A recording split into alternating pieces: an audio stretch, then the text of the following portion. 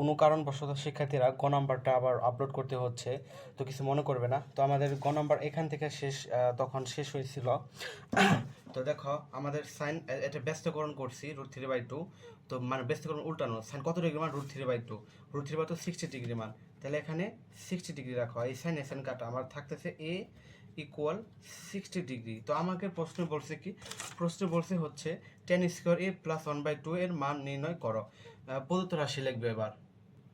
তো শিক্ষার্থীরা প্রদত্ত রাশি যেটা দেওয়া আছে এটা আমি উঠাইছি, এখানে উঠাইলাম। তো এখন দেখো tan এই কত, এই 60 ডিগ্রি, তার উপরে স্কোয়ার আছে, আমি স্কোয়ার দেবো, প্লাস 1/2।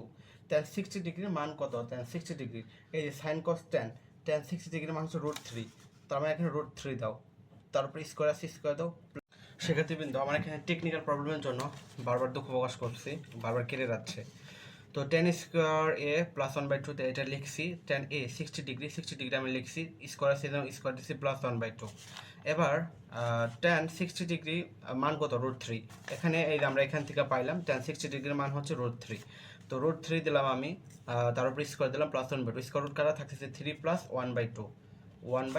এখন সিস্টেমটা হচ্ছে লসাগু।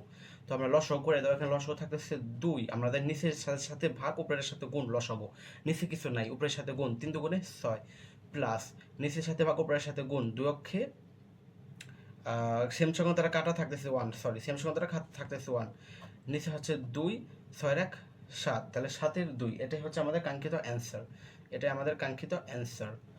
তো আমাদের যেহেতু প্রশ্ন আমাদের বলছে হলে এত এর মান নির্ণয় করা, প্রশ্ন লিখে দিবা, এত নির্ণয় মান এত, নির্ণয়ে অন্তঃস্থ নির্ণয় মান 7/2, এটা অ্যান্সার।